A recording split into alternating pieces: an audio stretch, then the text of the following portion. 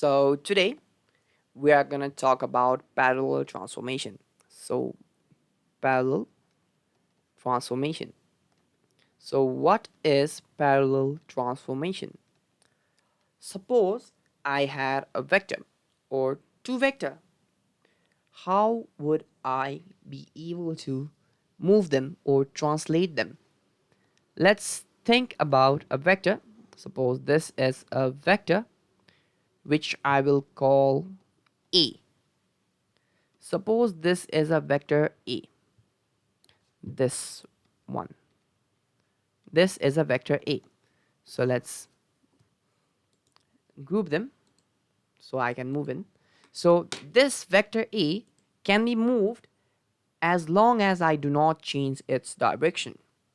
If I move this vector to right over here, to the corner, down, side, up, or basically anywhere, there is nothing that you can say that is wrong about this.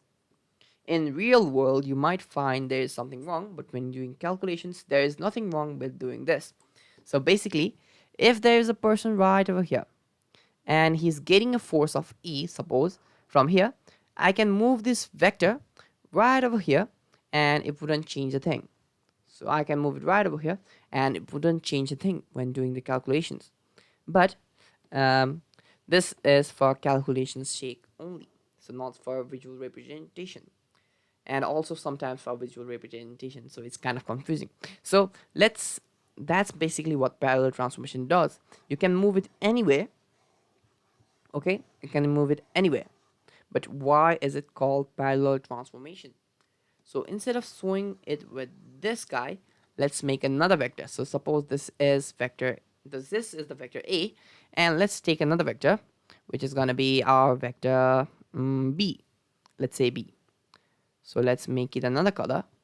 I will say blue. Let's make it a lot more thicker and call this vector B. So as I said, until and unless I change the direction, so let me show you, I did not show changing the direction. So if I change the direction like this, it's actually changing the vector, which means this is not parallel transformation anymore and it's changing the vector. But as long as I keep the direction same and I move it anywhere, the vector is going to stay the same. So let's group this, the vector B as well. So suppose you had to do calculations with keeping the vector A over there and vector B over here. In practice, this might be a little bit more difficult. So since you can move this vector as long as there is no change in direction, can't I just move it right over there or here, which will make the calculations much more easier? And why, we will talk about them when we talk about addition or composition of vector, which is the next video. But just think about it right now. Think of it that this will be much more easier than keeping the vector right over here. Since this is much more easier, it will be much more easier to move this vector, and this vector has already been moved, so this is just like an after image. So don't think there are two vectors. So this was the original vector, it's just that I moved it from here to there. Okay, so this vector is technically not here right now. So let's, if I can do it in dashes, so this vector is not technically here. Okay, so this is just like an after image of sort to show how it moved. So since I moved this vector from here to here, right, like this, so this is not the actual vector still here, it's an after image of sorts.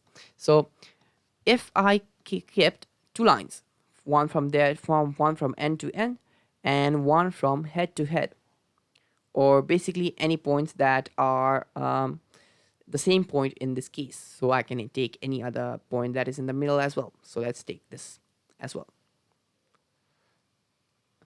If all these 3 points remain parallel throughout the transformation or till the final point, let's say, they will be called parallel transformations. So this is parallel transformations since all these 3 points are parallel in the end case. So for a moment, the vector can be over here. In still this case, all the lines that will pass from here will be parallel. Okay. So that's why this is actually called parallel transformation.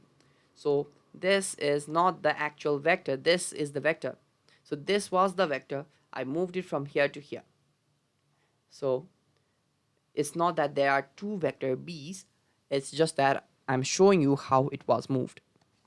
So, and when you do questions, you actually don't show the parallel lines, you just move the vectors. And sometimes you might get confused that if there are two vectors, two vector b or something like that. So that's why I'm referring to this. Okay, now, um, now when can this be done? So this can be done at any time, actually. Not that unique of a feature, but it can be done actually anytime. So this was pretty much it for the video. I think I did my best to explain it.